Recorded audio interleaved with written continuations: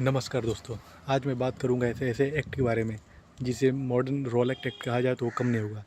और वो एक्ट है ST SC एक्ट। जी हाँ दोस्तों, ST SC एक्ट। क्योंकि ये एक ऐसा कानून है जिसमें आपको ना जमानत मिलेगी, ना आपको अपना पक्ष रखने का टाइम मिलेगा। अगर FIR होती है आपको डायरेक्ट गिरफ्तारी होगी। आप उसके लिए हाई कोर्ट में बाद में अपील कर सकते हैं इस कानून के खिलाफ़ कि आप पे जो मुकदमा लगाया हुआ अगर वो गलत है, आप उसके लिए लड़ते रहिए। अगर आपके पास प्रूफ नहीं है तो आप इस कानून से रिहा हो ही नहीं सकते। ये मेरे साथ खुद एक बार अभी फ़िलहाल में घट रहा है। मैं इसका एक पीड़ित आदमी हूँ। अगर मेरे पास कैमरा का सबूत ना होता, अगर कैमरा का सबूत है फिर भी हम इतना परेशान हैं, तो सोचिए अगर किसी के पास सबूत ना हो तो क्या करेगा। इसमें अगर ये कानून के बारे में आप देखें तो ये शुरू में दलितों के पिछड़े वर्गों के हिफाजत के लिए बनाया गया था।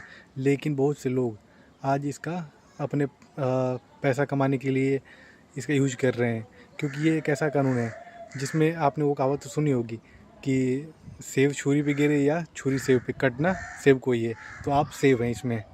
क्योंकि अगर दलित आपसे भिड़े या फिर वैसी मानसिकता, क्योंकि सारे लोग तो ऐसे हैं नहीं, लेकिन जिनकी मानसिकता ख़राब है वो आपसे भिड़ जाएं अगर, और या फिर आप उनसे भिड़ें, फंसना आपको ही है। अगर आपके पास एक पुख्ता सबूत नहीं है स्टार्टिंग से लेके एंड तक, अगर आपके पास कैमरा नहीं है तो आपका फंसना लगभग क्या पूरा ही तय है। मेरे साथ भी ऐसा ही केस हुआ था।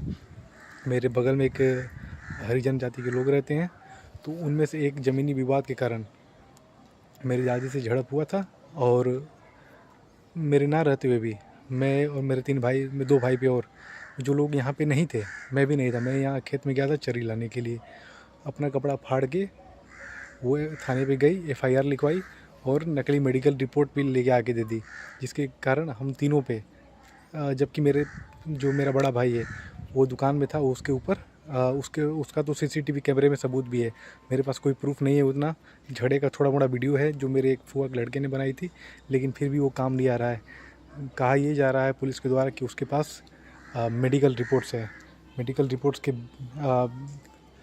मेडिकल रिपोर्ट्स के कारण हमें रिहाई नहीं मिलेगी, या फिर हम इससे आज़ाद नहीं हो सकते हैं। क्योंकि हमारे पास एक क्लियर और एक स्ट्रॉन्ग एविडेंस नहीं है। क्योंकि मेरे बड़े भाई के पास था तो वो तो है, वो अलग हो जाएगा, लेकिन हमारे पास उतना नहीं है। तो हम लोग के ऊपर बोला जा रहा है कि चार्जशीट लगेगा।